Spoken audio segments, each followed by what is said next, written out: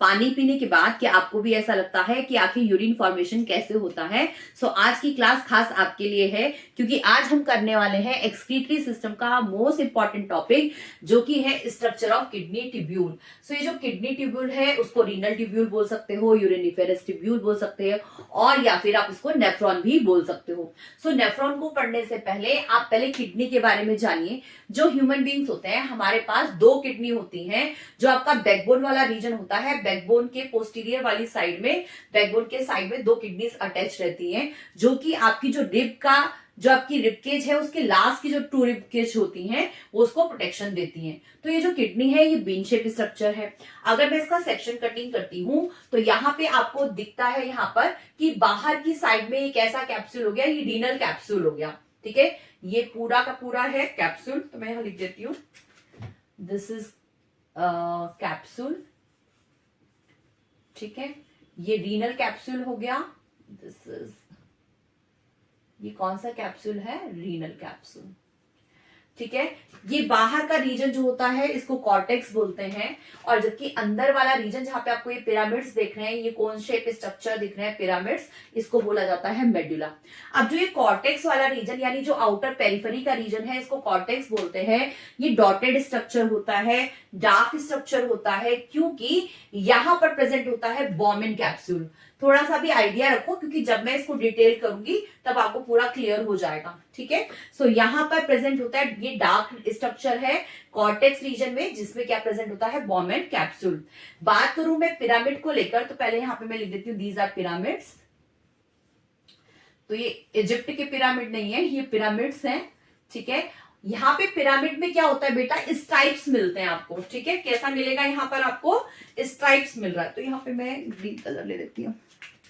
ये यहाँ पर आपको ये स्ट्राइप्स मिल रहे हैं, स्ट्राइप से। ठीक है, और जबकि अभी मैंने आपको क्या बताया, कॉर्टेक्स में किस तरह का है? कॉर्टेक्स में आपको डॉटेड स्ट्रक्चर मिल रहा है। यहाँ पे कॉर्टेक्स रीजन है, कॉर्टेक्स में कैसा मिल रहा है आपको? कॉर्टेक्स में मिल रहा है आपको डॉटेड अपीयरेंस है, डार्क कलर का है, जबकि मेडुला में आपको स्ट्राइप्स मिल रहे हैं, क्योंकि यहाँ पर ट्यूबुलर स्ट्रक्चर है। ये थोड़ा सा टोटल आप इसका चेक करो। ये किडनी का जो स्ट्रक्चर है इंटरनल सेक्शन में आपको इस तरह से दिखता है, पिरामिड। ठीक है, और ये कॉर्टेक्स। ठीक, और बाहर वाली कवरिंग क्या हुई? Renal capsule. जो इसका एपेक्स होता है, ये जो पिरामिड है इसका जो एपेक्स होता है बेटा, इसको बोलते हैं पेपिला। ठीक है, यहाँ पे चेक करो, ये आपका है, इसका पिरामिड का ये जो एपेक्स है टिप पे देख रहे हो, इसको बोलते हैं हम पेपिला। और ये सारे के सारे जो पिरामिड हैं किसी एक सेक्शन में ओपन हो रहे हैं, इसको बोलते हैं हम पेल्विस। और पेल्विस किस में आगे जाके खुलेगा? यूरेटर में। ठीक है, this is all total about kidney. ये पूरा किडनी का स्ट्रक्चर है। अब हमने क्या किया कि किडनी की जो यूनिट है, what is the unit? That is nephron. तो अब हम स्टडी करने वाले हैं नेफ्रॉन के स्ट्रक्चर को, कि आखिर जो नेफ्रॉन है उसमें क्या क्या स्ट्रक्चर्स मिलते हैं, उसके कौन कौन से पार्ट्स हैं। तो यहां पर हम देखते हैं कि जो नेफ्रॉन होती है उसमें बॉमेन कैप्सूल होता है। तो आप ये देखो बच्चे, जो बॉमेन कैप्सूल है वो कप शेप स्ट्रक्चर है। ठीक है, बिल्कुल इस तरह से आप ये बना लेंगे, इस तरह से ये बिल्कुल कप शेप स्ट्रक्चर है, ये बॉमेन कैप्सूल हो गया। ठीक है, डॉम शेप। ये देखो यहाँ पर अब देखो फिल्टर क्या करना है? फिल्टर करना है ब्लड को। तो यहां पर से जो रीनल आर्टरी है, यहाँ पे चेक कीजिए इसका डायामीटर जो है वो बड़ा है। ठीक है, ये रीनल एफरेंट वाली जो आर्टरी है ये क्या करेगी? ये ब्लड को लेकर आएगी। ठीक है, और यहाँ पे कैपिलरीज का क्या बंच बन रहा है? यहाँ पे कैपिलरीज का देख रहे हो, पूरा का पूरा नॉब बन रहा है यहाँ पर। ठीक है, इस डॉम में। तो यहाँ पे जिस तरह से आप देखते हो कि जैसे जूस वाला जूस कॉर्नर होता है, जहां पे आप देखते हो कि मौसमी का जब जूस निकलता है तो वहां पे एक मशीन को प्लांट किया हुआ होता है, वहां पे उनके पास वुडन एक इस तरह से प्रेशर होता है, जिससे वो जो है मौसमी को दबाकर उसमें से क्या निकाल लेते हैं? जूस को निकालते हैं। तो सेम बिल्कुल इस तरह से यहाँ पर है। यहाँ पर आप चेक कीजिए, ये बिल्कुल कप शेप स्ट्रक्चर है, और यहाँ पर क्या है? रीनल आर्टरी एंटर कर रही है यहाँ पे। उसका डायामीटर भी चेक कीजिए, जो एफरेंट वाली है इसका डायामीटर इफरेंट वाली आर्टरी से कैसा है? ज्यादा है। ठीक है। तो यहाँ पे प्रेशर जनरेट हो जाता है, जिसकी वजह से यहाँ पे फिल्ट्रेशन का प्रोसेस होता है, ठीक है। क्योंकि यहाँ पर क्या है, यहाँ तो ब्लड है, तो ब्लड में से जो बड़े बड़े पार्टिकल्स हैं जैसे कि आरबीसी, डब्ल्यूबीसी, प्रोटीन, वो तो फिल्टर नहीं हो पाते, लेकिन बाकी जो रेस्टोवर मटेरियल होता है आपके ब्लड में जो रहता है वो सब यहाँ से क्या हो जाएगा बच्चे, फिल्टर हो जाएगा। बिल्कुल सेम इस तरह से जैसे कि आपकी मम्मी चाय छन्नी से चाय को छानती है। तो यहाँ पर मैंने ले लिया है, यहाँ पे ये एक एम्प्टी, वो देख सकते हो आप यहाँ पे मग, ठीक है। ये बिल्कुल छलनी है, समझ लो बॉमिन कैप्सूल जैसी छलनी दिख रही है आपको, ठीक है। और यहाँ पर मैंने ब्लड तो नहीं ले पाई, लेकिन हाँ मैंने यहाँ पे एक सॉल्यूशन इस तरह से ले लिया है। तो यहाँ पे देखो, अब मैं इसको कर रही हूँ, यहाँ पे इसमें डाल रही हूँ। तो जब अगर यहाँ पे इसमें कौन सा प्रोसेस में क्या होगा, यहाँ पे वेसल्स में, कैपिलरीज में क्या हो रहा होगा, वहां पे तो ब्लड होगा। लेकिन यहाँ पे अगर मैं इसको फिल्टर करती हूँ तो आप नीचे की साइड चेक कर सकते हो, छलनी से छन के चीजें क्या हो गई, वो नीचे की साइड में आ गई। तो फिल्ट्रेट में तो ये आ गया, लेकिन छलनी में कुछ तो बचा होगा ना। तो यहाँ पे अगर आप चेक करोगे तो छलनी में जो हैवी लार्ज पार्टिकल्स हैं वो लेफ्ट ओवर हो गए, वो बच गए, ठीक है। और यहाँ पे फिल्ट्रेट जो है वो यहाँ पर आ गया। जितने भी माइन्यूट पार्टिकल्स थे जो इससे फिल्टर हो सकते थे, छलनी से फिल्टर हो सकते थे, वो सब के सब पार्टिकल्स इसके अंदर इकट्ठे हो गए, ठीक है। सो सेम प्रोसीजर जो है वो हमारे बॉमेन कैप्सूल में चल रहा है। यहाँ पर भी छलनी लगी हुई है इस तरह से, ठीक है। और यहां से क्या हो रहा है, आपका जो ब्लड है वो फिल्टर हो रहा है। तो ब्लड में जो बड़े पार्टिकल्स हैं जैसे कि आपकी आरबीसी हुई, डब्ल्यूबीसी हुई, यानी कप्सल्स हुए और प्रोटीन हुई, वो तो फिल्टर नहीं हो पाएगी, बट यस बाकी सब मटेरियल जो है वो फिल्टर हो जाएगा। अब आप ये देखिए, जब वो सब कुछ फिल्टर हो जाएगा तो आपका जो ब्लड का कंसंट्रेशन है वो तो बहुत हाई हो जाएगा, क्योंकि उसके अंदर अब क्या है, उनके अंदर तो बहुत ज्यादा कप्सल्स हैं और वाटर भी सारा का सारा यहाँ से एलिमिनेट हो गया। सो ऐसी कंडीशन में उसको क्या करना पड़ेगा, उसको तो पूरा रेगुलेट करना पड़ेगा, क्योंकि जो ब्लड का जो विस्कोसिटी यानी जो कंसंट्रेशन है वो भी प्रॉपर होना चाहिए। लेकिन अभी हम फोकस करते हैं नेफ्रॉन के स्ट्रक्चर पर। तो ये जो बॉमेन कैप्सूल है, अभी मैंने बताया आपको, बिल्कुल कप शेप स्ट्रक्चर है, जहां पे आपकी जो रीनल आर्टरी है वो एंटर कर रही है। यहाँ पे पूरा का पूरा बंच बन रहा है, किसका, कैपिलरीज का। तो अब आप ये देखिए बॉमेन कैप्सूल, ठीक है बेटा, और ग्लोमेरुलस, प्लस क्या किया आपने इसमें, ग्लोमेरुलस। मैं इसको रेड से ही कर देती हूँ, क्योंकि ये कैसा है, इसके अंदर क्या होगा, ग्लोमेरुलस। इसमें क्या है, ये सब कैपिलरीज और बना रही है, और इसमें क्या है, ब्लड है। तो ग्लोमेरुलस और बॉमेन कैप्सूल को कंबाइंड फॉर्म में क्या बोलते हैं, इसका एक नाम होता है जिसको बोला जाता है मैलपिगियन कैप्सूल। तो कई बार क्या है, एग्जाम में आपसे क्वेश्चन पूछते हैं व्हाट इज मैलपिगियन कैप्सूल। सो क्या याद रखेंगे आप अब हमेशा, कि बॉमेन कैप्सूल प्लस ग्लोमेरुलस, यानी ये पूरा का पूरा कप शेप स्ट्रक्चर, ये बॉमेन कैप्सूल प्लस ये पूरा का पूरा नॉब यानी ग्लोमेरुलस इज नोन एज, इन दोनों के कॉम्बिनेशन को क्या बोला जाएगा बच्चे, इन दोनों के कॉम्बिनेशन को बोला जाएगा मैलपिगियन कैप्सूल, ठीक है। This is Malpighian capsule.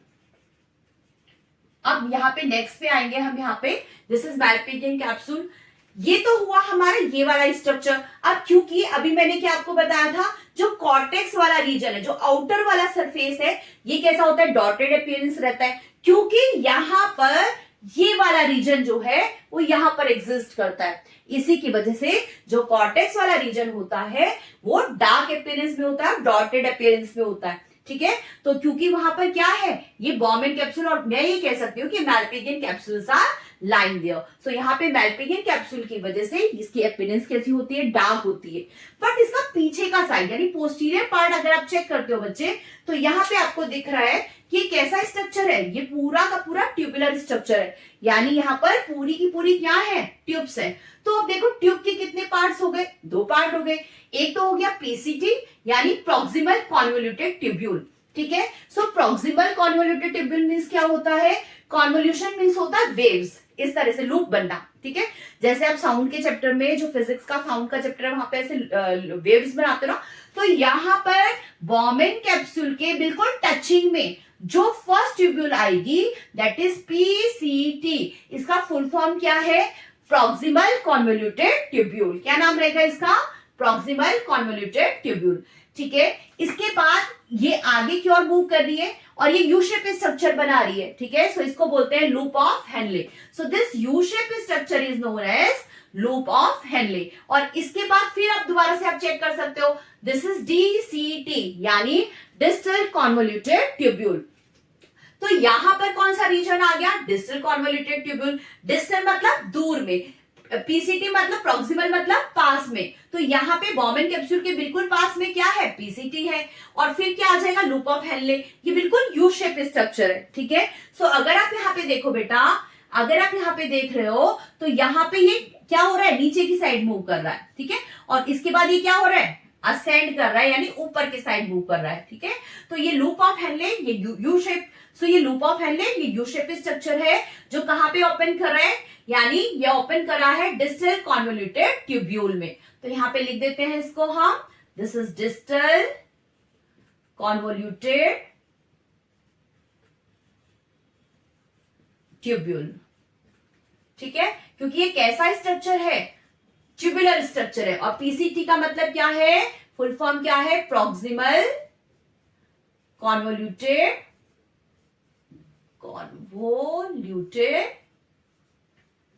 और T मीन्स ट्यूब्यूल, ठीक है। सो PCT का फुल फॉर्म हो गया प्रॉक्सिमल कॉन्वोल्यूटेड ट्यूब्यूल और DCT का मतलब हो गया डिस्टल कॉन्वोल्यूटेड ट्यूब्यूल।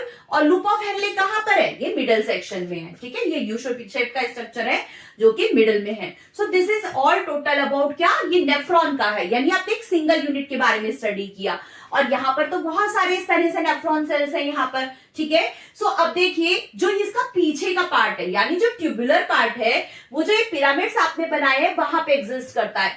इसी वजह से, क्योंकि ये ट्यूबुलर पार्ट है तो ये स्ट्राइप्स फॉर्म में है। आप चेक कर रहे हो ना, ये डिसेंड कर रही है और फिर ये वाला लूप असेंड कर रहा है, ठीक है। सो इसी वजह से यहाँ पे क्या आती है, स्ट्राइशन आती है, यानी स्ट्रिप्स मिलती हैं आपको। और ये PCT वाला रीजन तो यहाँ पर आ गया, कॉन्वोल्यूटेड ट्यूब्यूल तो यहाँ पर आ गया। इसी तरह से DCT वाला रीजन भी कहाँ पे आ गया, वो कॉर्टेक्स वाले रीजन में आ गया।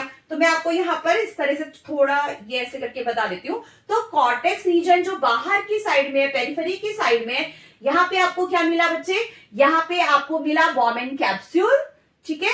और इसका ये प्रॉक्सिमल और एक आपको डिस्टल वाला, क्योंकि बच्चे आपका जो यू शेप का हेनले, लूप ऑफ हेनले, वो तो इसके अंदर आ गया, तभी तो आपको स्ट्राइप्स दिख रही है ना।